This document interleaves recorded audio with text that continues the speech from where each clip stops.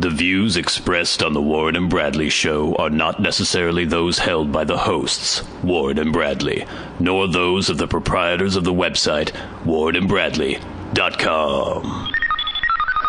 5, 4, 3, 2, 1, fire!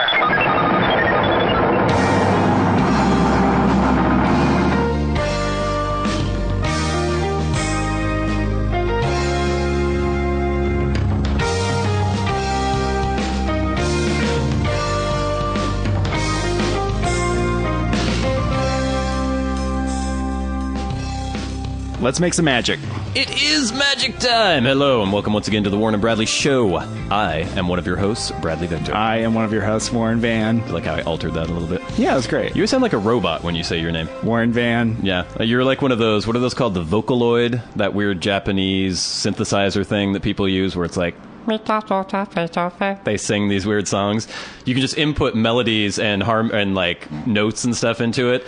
Are you accusing me of being a robot right now? Is that what you're doing? It's possible. I think listeners might be suspicious of the fact as to whether or not you're a real person or not.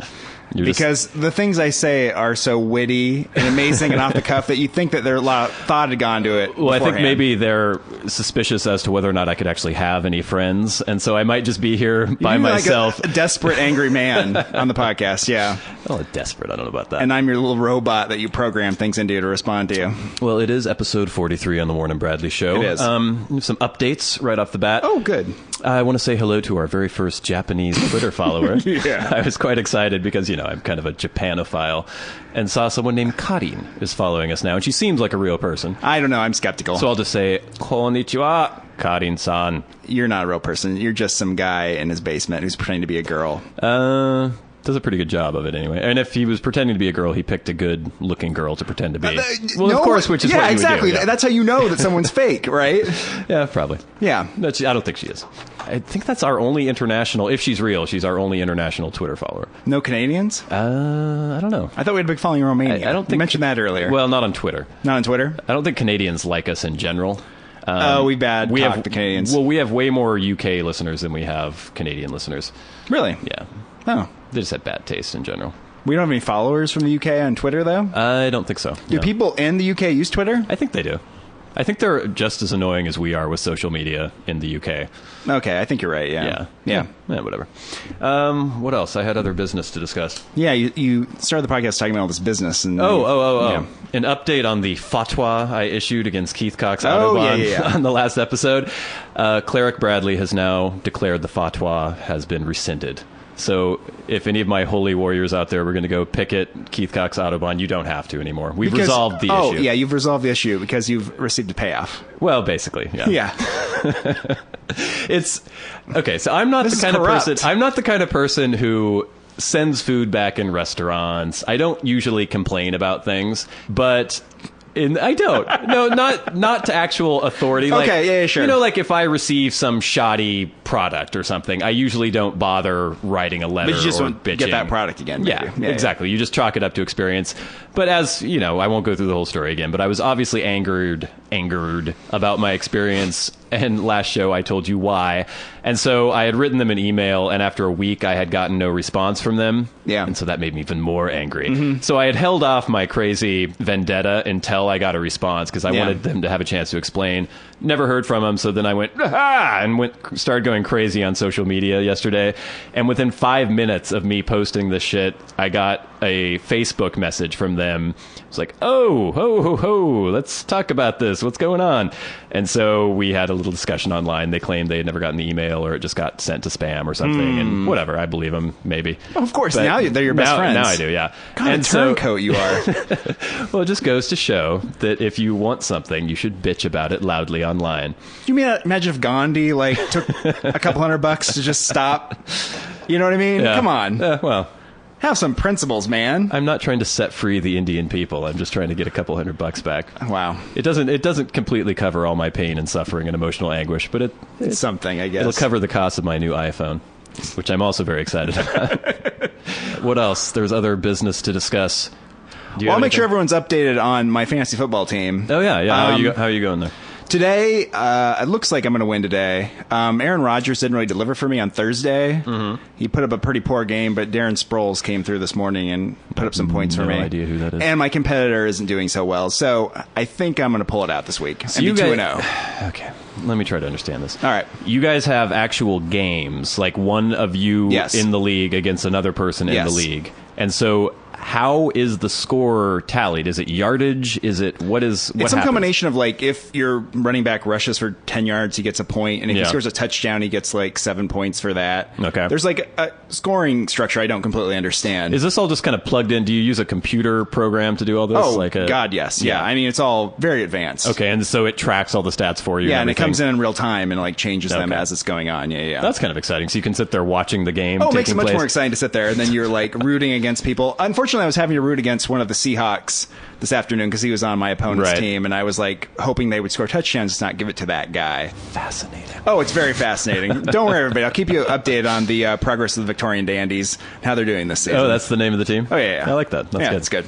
I don't know if it would fly in the actual NFL, but hey, if you can back it up. What's their mascot? It's some. I used to have a picture of Oscar Wilde. Prig. Just kind of like prancing around, and yeah, it's not the toughest look for a football team, but I don't know. Yeah, we're successful. Yeah, I don't know anything about sports, so I'm pretending to. I hear things, and they stick every once in a while. Like I heard that Aaron Rodgers was the top-rated quarterback. Yeah. And so I don't really even know how the quarterback rating is tabulated or anything, but I'm like, okay, I know this and I will remember this. And so if anyone does bring up sports, just so I don't seem like a complete idiot, I'll throw one of those facts out. Aaron Rodgers is the top-rated quarterback. You'll say that? Yeah. Over and over and over again. Now you can say the name Darren Sproles. Darren Sproles. All right. Is he a running back? Yes. Okay, there you go. There you go. I'll use that for future. I was having a good day today.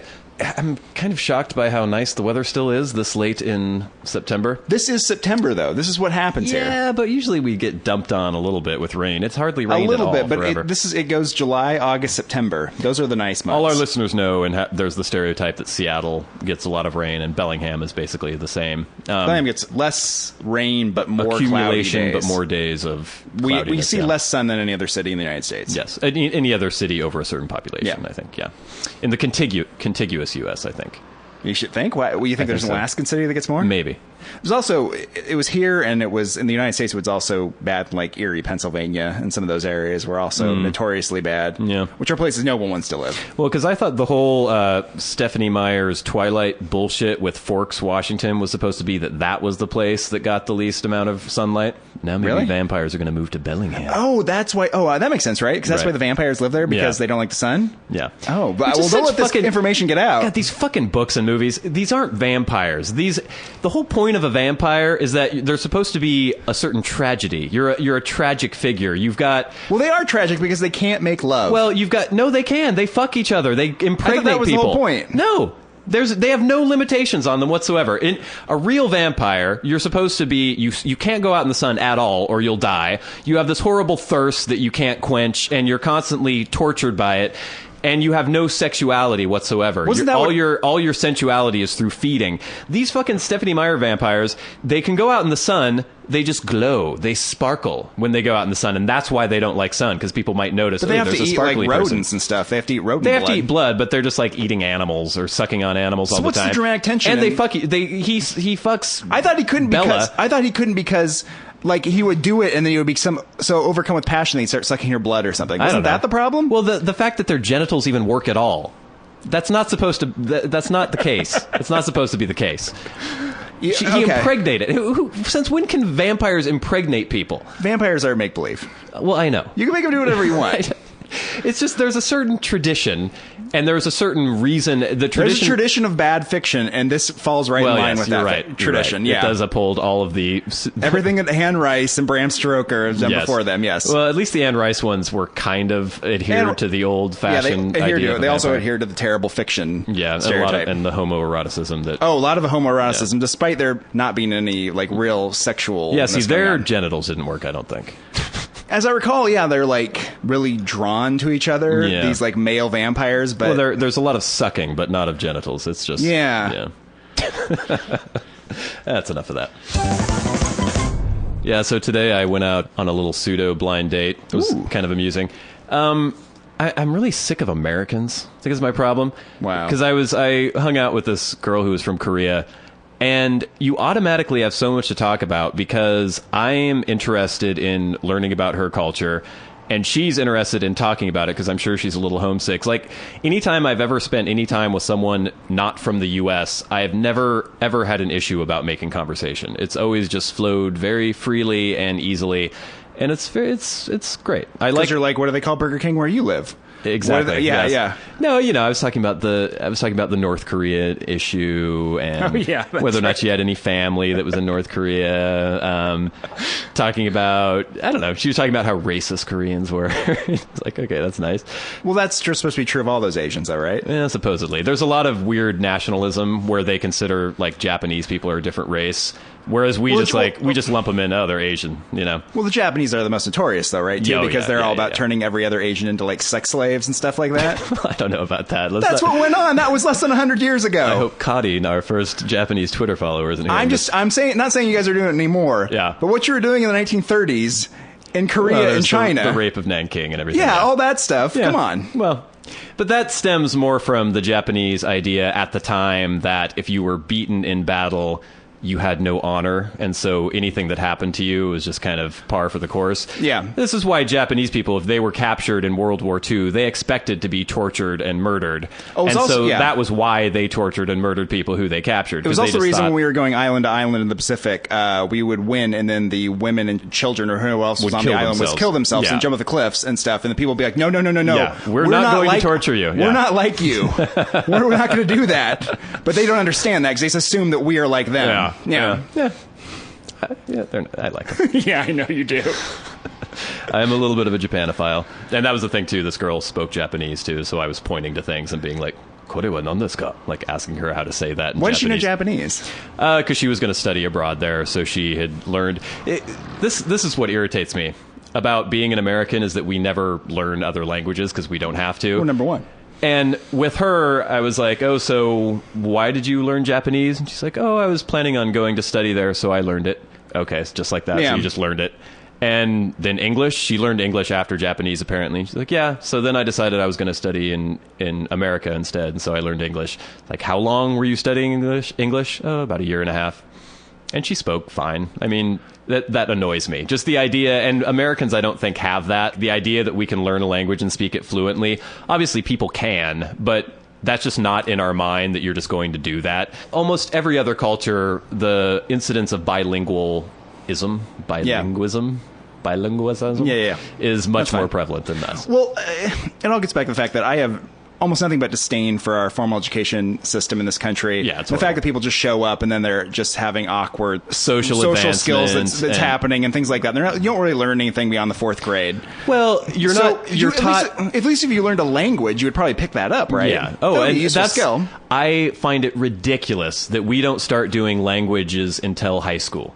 You should be teaching first graders and kindergartners different languages, but at the same time, what language do you pick? Well, the problem is the most obvious language should be Spanish. Spanish, obviously. Because it's most applicable in like our hemisphere, and there are many speakers around.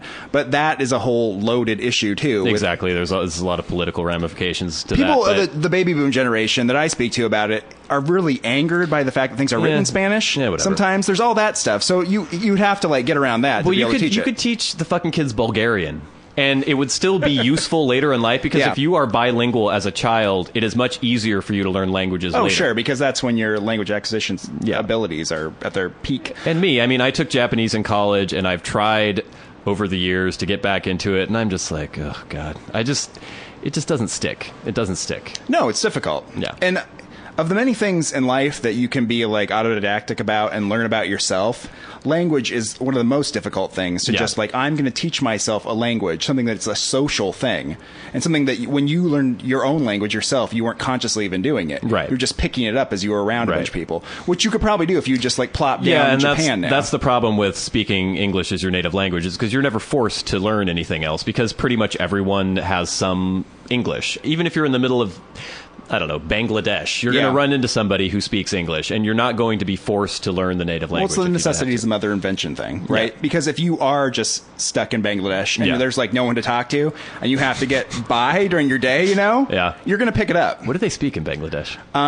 Think they speak probably Is there all those. Bangladeshi? Or there's just a bunch of tribal languages? There's a bunch of probably. those languages down there that Yeah. they speak. This in the Southeast Asia, right? Yeah. They probably they're depending on what tribe you're in or whatever.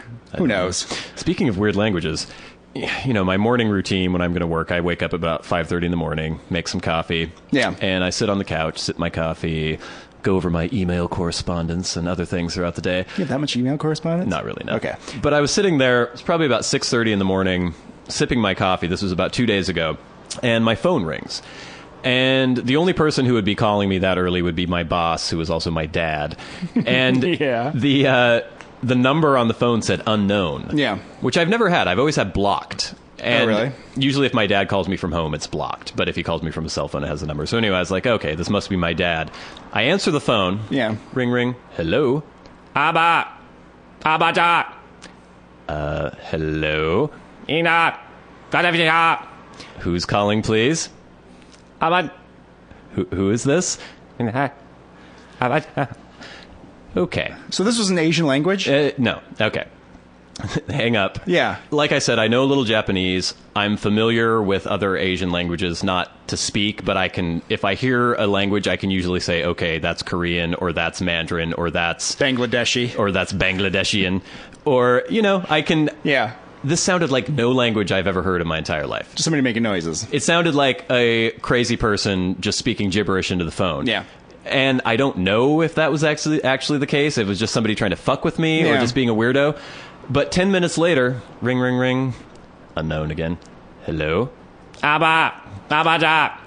Who is this? Nina. Okay, it's a little creepy. It's a little bit like a David Lynch film now at this point, it was right? and the weird thing is too, the line was very scratchy. It was and it's like creepy. Inamata. And my only explanation is that it was some crazy person fucking with me, or No, I have no idea where you're going here. I can't think of any theory. maybe it was an interstellar phone call. Maybe it was some sort of alien communication that I was picking up on my cell phone from like Beetlejuice So definitely, or something. because that's true. Because if they were doing that in there, they definitely wouldn't block intentionally their number, No. and they wouldn't have a number to really use, would they? And my luck, it was probably like some homeless alien who found like a prepaid interstellar communication device at a spaceport somewhere, Yeah. and just started plugging in random numbers. And of course, he gets me because I get text messages from homeless people on Earth Yeah. and phone calls from homeless people on Earth. So why not a homeless alien? Just the first human communication with an alien species, and it's some homeless bum fucking with me. It's not impossible. Yeah. And then I'd be, hello, hey. And of course, I keep trying to communicate with this Yeah. alien. And then I would hear, like, maybe off as an aside, like, and then it would get back in the phone. But and they're be, "Oh." consulting somebody else I don't know. about what to do. He coming back with this, hello, what's going on here? Maybe this was their big attempt to communicate, and people are like, people are always skeptical about this guy. Yeah, all the on his scientists planet. at SETI and everything. They're like, you're an asshole. You don't know what you're talking about. He's like, no, I'm sure there are these like human beings on this Yeah. planet called Earth, many light years away. Uh-huh. And they're like, okay, you got one shot. You can send this message. And he's like trying to talk, and he's getting nothing from you. well, I'm saying hello. You would think he would have done his research a little bit. Well, his that probably just sounded like back at him, right? I can imagine them for years, working out this internet. It's kind of like Esperanto or something. This the kind of language that like that everyone any would be living able to being understand. would be able to understand this. So apparently, Abba da. Hello there. Yeah. It kind of freaked me out. I got 3 calls though. Oh, 3, really? Yeah. I do like the idea that you can somehow develop a language that other beings will be able to understand. It's kind of like that gold record we sent out. Yeah. It's like the idea that they would have a record player, maybe. You know what I mean? Or that might be the best Well, way there to were communicate. instructions on one side as to how to play the record. Like build a record So player, get right? your- So you can play it. Get your Victor record player and plug into. Yeah. Anyway, so if the aliens are out there and they hear this podcast, in 50 years' time when it gets beamed out there, Yeah. I'm still waiting. I'm listening. Just give me What a if call he's again. on his deathbed and this finally comes through and they're like, "You're right all along, oh Jam," and he's like, Jam. "Thank you." I think his name might have been Abba. Is that a way to communicate with another species? Bradley. Bradley. Obviously, that's the way they'll understand what we're saying if we just say her names over and over and over again. So hopefully they'll call back. No, I'm sure they probably will. Or at least some homeless person will.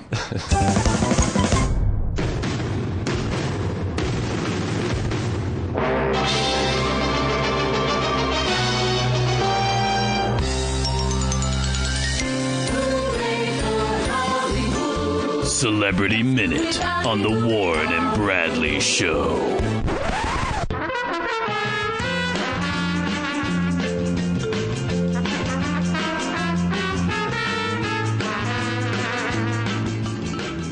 Yes, it is Celebrity Minute on the Warren and Bradley Show, and for our very first story this week, those British royals just can't seem to keep their clothes on. Kate Middleton, topless photos published in French magazine. Did you heard about this story during the week, Warren? Oh, yeah. How can you not hear about this I one? had not heard anything about this until I Really? started looking up celebrity news today. Oh, this has been a huge story all week. Yeah, this was first on, what was it, the 12th or 13th when this came out? It was early on in the week, and I guess I was tracing the progression of the stories. First, it was, rumors that this French magazine might have naked photos of Kate. Yes. Palace saddened by rumors of naked photos. Naked photos published in French magazine. Yeah. Palace contemplates legal action against French magazine. And apparently there's the owner of the magazine in France, which was... Closer magazine. Yeah. Also owns several magazines in Italy. And apparently they're talking about like doing a 22-page spread of more photos that they had. Oh, they have that many? Yeah. Those of you who haven't seen the pictures... It's very blurry photos, obviously taken with a telephoto lens. It's about what you'd expect. It looks like Kate Middleton with her shirt off. Her boobs are rather pendulous. I'll have to say that right now. I don't know who... I mean, I don't know why people are so excited about it. It's strange to get like a blurry photo of a topless woman in an era where you can like see anything you want on the internet. It's such a ridiculous invasion of privacy. They're at this private beach house. Somebody's and they're miles in France, away. Right? This is what French people do. They had no reason to suspect. I mean, I guess they should have reason to suspect that there's going to be paparazzi trying to get anything they can, but they're out sunbathing. There's one, looks like one part she's giving a little massage to William's neck. Maybe some suntan lotion on there. Or maybe rubbing some suntan lotion on there, but whatever. I don't know why people give a shit. The royal family is looking into actually prosecuting because I don't know what the laws are in France, but I know at least in America, if you have a reasonable expectation of privacy where you're on your own property and you're not just like naked in the street, you can expect that people shouldn't be able to snap photos of you in a private moment. If you're not, a notable person. Or even if you are, because I remember Brad Pitt had a lawsuit against some paparazzi where people were going up on a hillside over his home with a telephoto lens and taking pictures of him naked in his pool. You have some something. reasonable expectation of privacy? Yeah, like he's behind a fence on his own property. You're allowed to be naked on your property and not be photographed by paparazzi. Well, you would hope. I'll test that. Yeah. I'll see what happens. Well, I'm always naked in my apartment. That's constantly. true. No picture. Nobody's taking any pictures yet. Not as far as I know. No. Maybe Closer magazine is just waiting to publish. So, yeah, it's just amusing with the timing where Harry had his whole naked craziness and now Keep Kate. your clothes on, Royals, for a little while at least, and let this blow over. Speaking of Prince Harry. More Harry news. Prince Harry's presence motivated Taliban to attack British Afghanistan base. The Taliban took credit Saturday for the overnight attack on a British base in southern Afghanistan and cited Prince Harry, one of the thousands of British soldiers stationed there, as a contributing motive. We attacked the base because Prince Harry was also on it, and they can know our anger. Taliban spokesman Qari Yosef Hamadi told the Associated Press by telephone. Thousands more suicide attackers are ready to give up their lives for the sake of the Prophet. And the Prophet obviously has more disdain for Prince Harry than normal British troops. Well, after the naked air guitar... Oh, yeah. I think Muhammad frowns upon strictly forbidden in the Quran. And drunken fumbles with party girls named Carrie Reichert. I don't think Muhammad would approve. No. Next story. Oh, Jessica Simpson faces backlash after sharing Maxwell's bikini pic. This is one of those obnoxious pictures. I clicked on the story just because there was a picture of a baby in a bikini, and I thought that was amusing. And then I was like, oh, that's kind of funny. And then I've come to find out that Jessica Simpson... Oh, it looks like she showed the picture on Katie Couric's new talk show. Yeah. And it's basically her daughter, Maxwell, who is just a tiny little baby wearing a yarn bikini. Yeah. There's nothing... If I had seen that picture, I wouldn't sense bat any an reason eye. that anyone would be outraged by it. British charity Kidscape spoke to the Daily Mail about why they took such issue with the picture. They were outraged by it. It was disturbing to see a young baby presented to the world wearing a bikini, the group's director, Claude Knights, told the paper. Celebrity choices carry great influence, as can be seen by the manner in which their accessories and manners are copied widely. Added Knights, it is hoped that parents will understand that baby bikinis are totally inappropriate and that they contribute to the sexualization and commercialization of childhood. We should not be compromising the sanctity of our children's early years. I'm opposed to the sexualization and commercialization of children. Do you find this baby sexy, Warren? I don't think there's anything going on here that's making this baby. No. I don't think this is a sexualization of the baby. I think the babies fact that run around with their little baby boobs out all the if time. this baby had been like naked, Yeah. and I Nobody would would've- care. No, nobody would have thought anything Yeah. of it because it's just a little baby. But it's not like a really trashy bikini. It's just a little yarn thing. You know what I mean? Okay, if you have like a 7-year-old girl with a tramp stamp and a bikini and like a G-string, that's disturbing. Yes. Well, that's a sexualization of the Yes. child. Yeah. As far as I know, people who are into molesting children Yeah. don't usually molest 6-month-old babies, do they? Unfortunately, things like that do happen occasionally. Yeah. But I don't think this offers any incentive for I don't someone think that's so. like that. No. Oh my god, that baby is so hot. And I don't think this is in any way trading on the sexuality I of the don't baby. think so. It's just like, I'm sure, I mean... It's just a little Jessica cute little Simpson outfit doesn't to put on your strike me baby. as the most, let's say, intelligent person in the world, but I'm sure she's like, cute, a little baby bikini. Yeah. And she put it on, she took a picture. I think this is different than the sort of John Benet Ramsey type situation Yeah, where you're no, like that pisses me off. that and it stuff's disturbs creepy me. and Yeah. that's weird to do with your child. Yeah. But putting a little yarn bikini on your baby is not weird. We'll post the picture online, and if any of you become aroused, you've got a problem. Okay, we have a couple of similar stories here, and I love these stories where basically there was a Renoir painting found at a West Virginia flea market. And I've West heard, Virginia flea yes, market, and I've too. heard so many of these stories where there's somebody in like Golden, Colorado finds a Leonardo da Vinci sketch in their Yeah. garage or something. It's like, how the fuck did something from the 16th century end up in your fucking garage? And it's just the most ridiculous dumb luck in the world. But basically, a woman paid $7 for a box of trinkets at a West Virginia flea market, and amongst the swag that was in the box Yeah. was an original painting by Renoir. There was a curator of an auction house in Alexandria, Virginia, who appraised the painting and said that it is called Paysage Beau Dessin. Oh, so that's not basically, bad. yeah. We have a picture here. There's the painting. Oh, it's like a landscape. Yeah, it looks like a river landscape. Really gaudy frame on that sucker. Yeah. Looks like a Renoir. It says Renoir on it.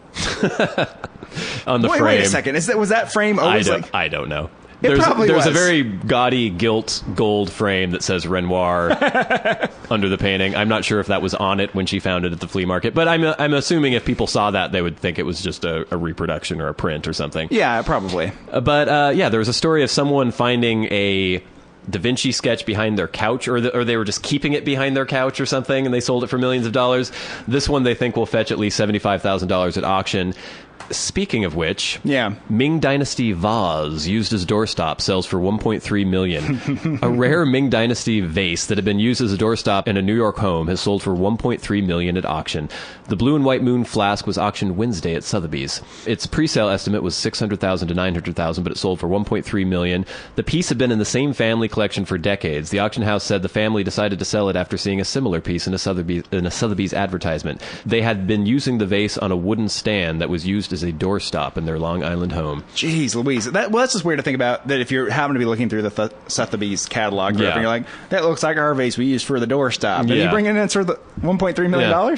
That's bizarre. I was looking around my apartment today. No, nothing in here. It's worth anything. Yeah, I don't think so. Yeah, that Yoda poster. I don't know. Yoda poster is a The collector's Yoda item. poster is a classic. Yeah. Other than that, probably not. Yeah, probably not. It is a very old clock radio you have by your bed. That is It's a classic. 1970s vintage. It's a very, very It's one of those classic. wood paneled Oh, yeah. LCD. It's great. Yeah, that's about it, though. Yeah. So I think that's the end of Celebrity Minute on the All right, Warren and Bradley let's do Show.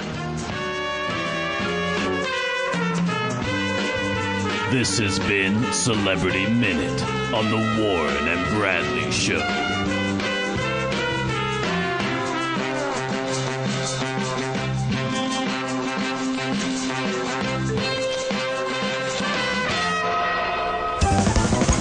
So I know our listeners are going to be very disappointed to hear that we don't have a Street Freak of the Week this week. They're just, the homeless people weren't keeping their end up. I don't know what was going on. Well, I was walking down the street I had the the other alien day. homeless person, but Yeah, no, that was pretty no good. terrestrial homeless people. I was walking along, and some guy with like a beard and a pot belly on a bike. So he could have been homeless? He semi-homeless, and he also had like a boombox.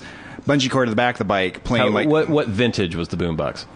Well, it had to be 80s if it's a boombox. It's like probably probably 90s anymore, do they? It was playing like Folsom Prison Blues, really loud out of the boombox. And he was sort of slowing down by me, and I thought he might interact with me in some way, but then he kind of like just drifted off into the road again. You've never presented a Street Freak of the Week on the show, have you? No, I don't think so. I don't have interactions with them. I don't know why you're not as approachable as me. The theory was before they thought I was one of them. No, yeah. So it wasn't, yeah. That was there's no point in annoying you or harassing you. No. You can't get anything out of me because you just think I'm another like beggar. So it's not like you're going to get a cigarette out of me. Yeah, and we don't have a That's How Women Are this week either, and it's been a couple weeks. I had one listener ask me to address something as a That's How Women Are segment, but the question was, why do women have boobs? And I don't really see where that could go as a That's How Women Are segment, because basically the only answer I have for that is sexual selection. My understanding always was the fact that when we were like hunched over, it was a way to differentiate men from women. Well, I don't know. I mean, we don't know for sure, but there's no evolutionary advantage for women having swollen boobs. Like you look at monkeys or chimps, and their boobs basically don't exist unless they're breastfeeding, and then they swell up a bit and their nipples get all disgusting. But with women, we have obvious breasts at all times, and the only thing they can say is that men must have liked that. There was some woman with some knockers, and people were having sex with her because they liked it, and eventually we all did. That's why I say my theory makes most sense. Yeah. Because let's say you're a woman out there without any, and you're a woman who has some, and you got some fur on, you're like jumping through the trees and whatnot. If you're looking from a long ways away, and you can tell it's a female, and you're like, oh, I'm going to go reproduce with that. Yeah. The flat-chested, like primitive creature, you're maybe not going to go for. You would think that back then there was even more sexual dimorphism. For the idiots in the audience, that means physical differences between the two sexes. You would but that's think not true of animals, though. Even smaller. Well, humans. I mean, apes have a huge amount of sexual dimorphism compared to most males are bigger? Yeah, way bigger. Yeah. And I would assume that, if anything, the dimorphism has gotten less as human history has progressed in terms of size differences. But I don't know. I was at a show last night, and I was like a head taller than almost every woman in there, so who knows? Yeah.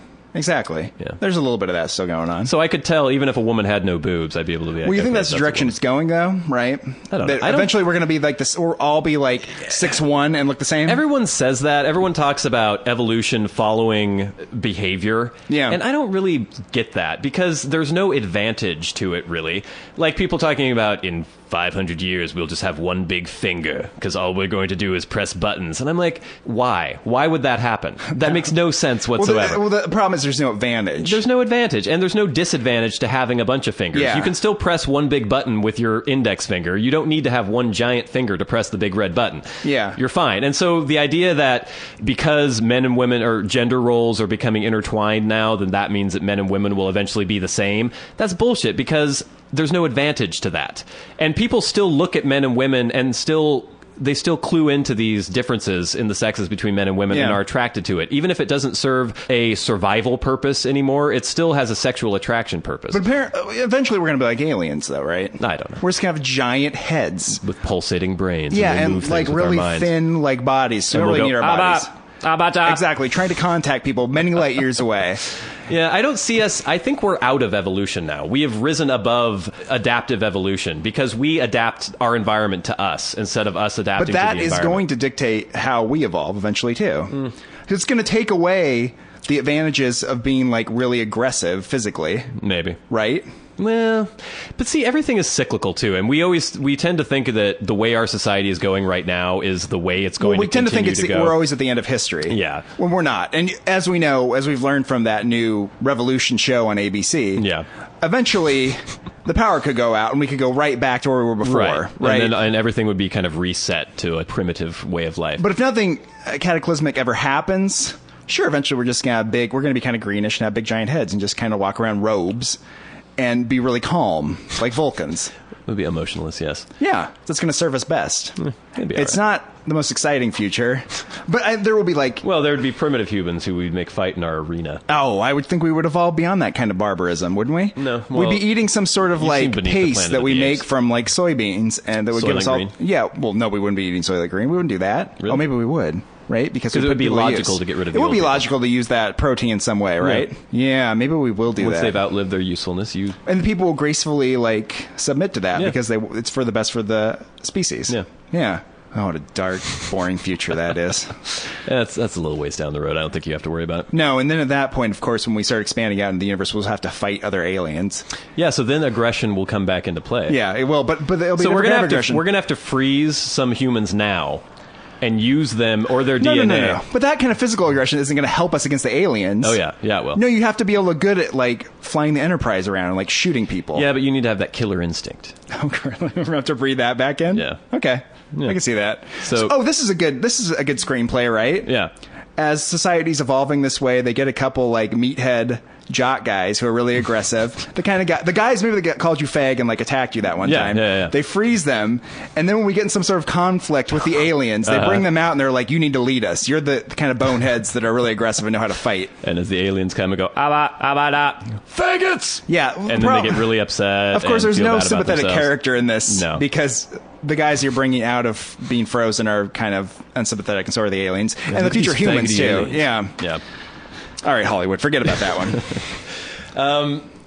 Do you ever go to restaurants alone? I go to certain restaurants alone. Okay. Like, I go to, like, there's a hamburger shop here in Bellingham and Fairhaven called Wynn's, which I go to, and I go to alone. I find it very relaxing to eat there. See, that seems fine. Okay, I go a lot of places alone. I go to movies alone sometimes. I'll go, and I don't have any problem with it. I don't feel somehow... I don't either, but I wouldn't go to the Olive Garden alone. I'll just say Well, that. okay, and that's the thing, because a week ago, I went to an Italian restaurant downtown alone. Yeah, it's a little weird. And I thought nothing of it. I was just like, oh, I feel like having some pasta. And I walked in there, and I couldn't believe the pity that was directed towards me by all the wait staff and all the other people who were in the restaurant. I walked in there, and the hostess came up to me and was like, how many? I was like, oh, it's just me. And she kind of went, and like she choked and went, just you? And it's like she caught herself for a minute. And she's like, oh, wait a minute, I can't deride this person. I can't 'cause they're point gonna be out eating what in a my loser restaurant. is. And I was like, yeah, just me. Okay. And she brought me to the table, sat me down. The waitress comes up. And she's like, oh, are you waiting for the other people in your party? Like, no, it's just me. I'm ready to order. And she went, oh, okay. And she was really taken aback and didn't know what to do. Why is that so weird? Because going to a restaurant like that is a social thing to do. But eating... You go there with a bunch of people or with a date or something, and you order your food for a waiter, and that gives you time to like sit there and talk to the person you haven't seen for a while or you want to talk to. Then they come back with your food, and you talk as you're eating and stuff, and maybe have some wine, and then you go. But that would necessitate having a friend and or a girlfriend. Yes, that would. But that's why you don't go to places like that. But if you I'm not allowed to go to a restaurant then? You're not allowed to go to like a sit-down restaurant like that. No, you can only go to places where you go up to the counter and get the food yourself. Well, yeah, I do that all the time. But I wanted pasta. There aren't any fast food pasta restaurants. This is true. Well, I guess you can get takeout. Maybe. But I could hear the waitress going up to the hostess and I heard alone, like wafting back to me. Yeah. There was this table across from me where there was this obnoxious family, this angry father. And they were discussing the fact that I was eating alone. And really? In between him yelling at his kid for the way he was eating loud his enough spaghetti. for you to hear it? Oh, yeah. Oh, Jesus. Yeah. Well, there's like a Thai place that used to be by my house that I would go to and I would get food from. Sometimes I get takeout. And that was like a sit-down restaurant. Yeah. But I wouldn't consider going in there and sitting down at the table and then like having them bring my food out to me and me eating it there and then like paying the bill. And I don't know. going. I don't see what the big deal is. It seems like people have such this weird aversion to doing anything by themselves. Like going to a bar by yourself is just horrible. You can't do that. Well, I wouldn't do that either. Yeah, it's just weird. I do that shit all the time. Well, yeah, but I can't get anyone to ever do anything with me. So, I mean, I'm just not going to ever do anything. I just go out. This is getting really sad. Well, no, it's not even like that's the thing is everyone feels pity, but I'm fine. It's like, yeah, I just... Oh, if you're fine doing it, then it's fine. Yeah. And other people might look at you and be like, that's really sad. Yeah. Well, that's what bugs me is that they think they're pitying me because they think I'm upset because I'm sitting there alone. Yeah. And they feel sorry for me, but I'm not upset. I'm just eating my pasta. I'm eating my cheese ravioli with meat sauce Well, then it and shouldn't enjoying matter what myself. you think, right? What they think. Well, it doesn't, but it's still kind of irritating that I have to get these pitying looks the entire time. It's just like, bring me my fucking food. I don't know. It would never occur to me to go to a restaurant like that and sit down by myself. Maybe I'm just not constrained by your strange hang-ups, Warren. Maybe, yeah, but there's lots of other places you go. Yeah, but I go to all those other places. I wanted pasta. It's fine. It's fine for you to do it. Yeah. Just get a takeout box next time and take it back to your house. And be lonely by yourself. And anytime- wallow in your own sorrow in your home. Anytime you watch some mob movie or something, and they go in to go talk to the boss, he's sitting in some little Italian restaurant, like at a little 2-person table by himself, drinking Are you wine. comparing yourself to the mob boss? He sits there all day. If Don and he, like, Vito's owns allowed the to place. do it, then well, so maybe that's where I'll just hang out in Deanna's all the time, and people will come and make supplications to me. Well, that's fine, but people are coming in to talk to you. No, they're But not. if you were the mob boss and you just like went to like TGI Fridays and sat down and like had your like little like burger by yourself and got up and left, Right. that wouldn't be cool. I Yeah, don't know. go to Jack in the Box by yourself. But I don't want... I'm sick of fast food. All right, fine. You can do whatever you want. Fine. So, I know you don't have cable television. No. So you weren't watching any of the Olympics when this is going on. No. But constantly just world records being broken left and right? Really, yeah. And then you look at these world records, and they're constantly being broken, and you realize that maybe the 500th best person in the world at sprinting, if they had transported themselves back in time to like 1912, Right. they would be the greatest sprinter ever and be very famous. Yeah, when everyone thought that the 4-minute mile was impossible, and then one person breaks the 4-minute mile barrier, and Yes. then everyone does. You know, it's like you're not a real runner unless you can do a 4-minute mile. It's a matter of like timing, right? Yeah, and I don't think it's necessarily that people couldn't do that back then, but they just didn't know it was possible. And once they know it's possible, then it's something that you're like, okay, I have to meet this goal, maybe. You think that's what it is? Well, I'm sure it also has to do with modern nutrition and training regimens. training, yeah, I things think like that. But I think about like some of the technological things where I often have these weird fantasies that I've discussed with you before, where Yes. I like go back in time and do weird shit. As you're sitting eating 'Cause I'm pasta by sitting alone yourself, drifting in the off. Italian restaurant and getting pitied by people. Little do they know that I am having a little party in my own brain. I'm back in time. I have plenty of friends back in time. But I always think about going like, 30,000 years ago when people, they had spear throwers, the atlatls, they'd fling around. Those things, yeah. But they didn't have bow and arrow yet. And I'd be like, if I could just go back then, I'd make a little bow and arrow, be like, bam, bitches, what are you going to do? And just start shooting everybody. They'd be like, oh! And there would be nothing. I would be the supreme commander of every little tribe that I came across because of my amazing advanced technology. Yeah. Just because it's not that they couldn't make bows and arrows, but they just didn't know it was possible. It hadn't occurred to them yet. Yeah. And so, I don't know, I was just thinking about what we know now that we could actually use in the past. Because I could say, okay, well, I know that cars exist, but if I go back 30,000 years, I'm not going to be able to make a Buick. I'll make like something out of a tree trunk with some wooden wheels. Or you and be can like, draw "Look a at this." picture of a car in the dirt and be like, this is a car. People look at you like you're an idiot. Yeah. Wheels go round, drive. Yeah, they wouldn't know. No, that wouldn't But know. there's certain things like, I don't know, building methods, perhaps. I could probably... Oh, you have 21st century building skills due to your profession. Well, I could probably mix up concrete. I could really probably think find... if I like sent you outside to a park right now, you could make some concrete. Well, it would depend on if I could find the resources around. Yeah. But I know what goes into making concrete. Yeah. And if I could find, lime and I saltpeter guess you and could things like that. experiment with it for a while. Yeah, And probably figure like it I out. know that concrete exists, and I could probably come up with a way of making concrete.